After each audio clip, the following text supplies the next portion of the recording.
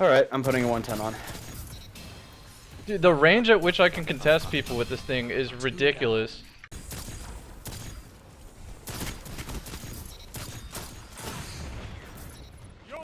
I knew this hand cannon was going to be good, but it turned out to be absolutely nuts. One would think because it's a 150 RPM hand cannon that it couldn't possibly beat the range drop off of something like a max range Austringer or just simply Ace of Spades, but in fact, it has better range drop off.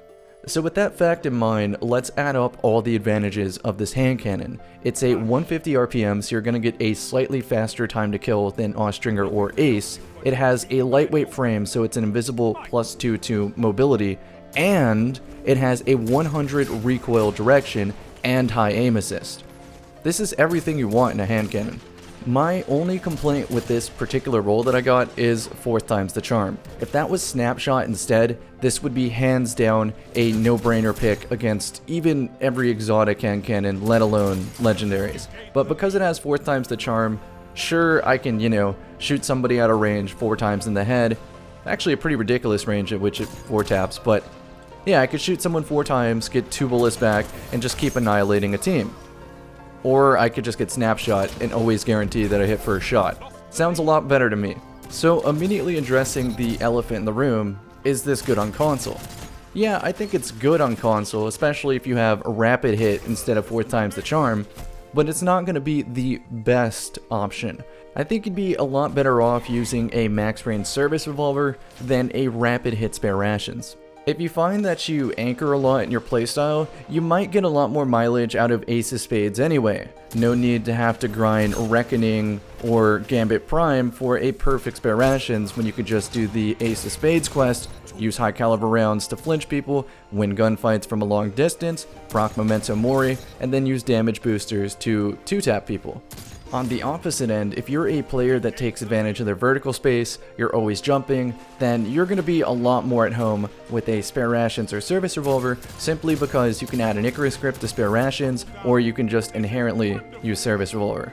If this gun was easier to grind for, I would hands down recommend it, but the only players I think that should really be breaking their back to go for this is players that use energy or power exotics. For example, when Lord of Wolves gets reined in, you might consider using spare rations plus Lord of Wolves. I personally like the Duke a little bit more for this combination, but I can see a world at which spare rations is the best choice.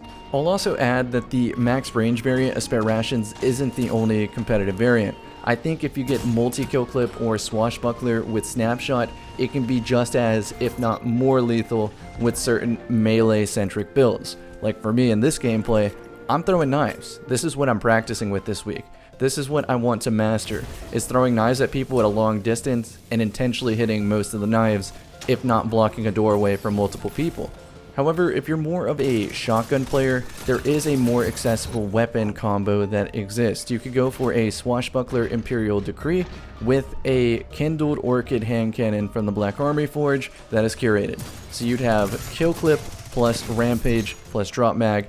You get a kill, you reload, and you can 2-tap for a second, which is better than Ace. Unfortunately, at the end of the day, I remember that spare rations feels amazing, and it can get a snapshot swashbuckler full bore ricochet round range masterwork roll that can contest with the range drop off of a lot of other hand cannons, while also offering the energy slot being opened up. So you could go for a Mindbender's Ambition with quick draw, or what I am hunting for, a last man standing shotgun with both opening shot and 1-2 punch. This will allow me to deal with supers and turn my throwing knife skill into something deadly because the knives are getting a big damage boost once I kill somebody with the shotgun. So hopefully in the near future, from grinding Gambit and banging my head against the wall for Reckoning, maybe I get that shotgun. Maybe you can see me dunk on some fools with some throwing knives here in the next couple videos. But if not, I actually have the ultimate upgrade video. I finally got it. Start of Season 7. The God Roll Anti-OD.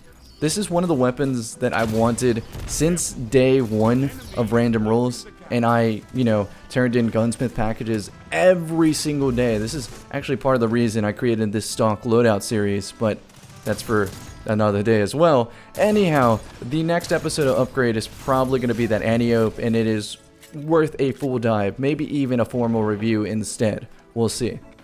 Anyhow, thank you guys for tuning in to the daily videos. You have been amazing in the comment section, and I'm lucky to have you. Thanks for being a part of my day.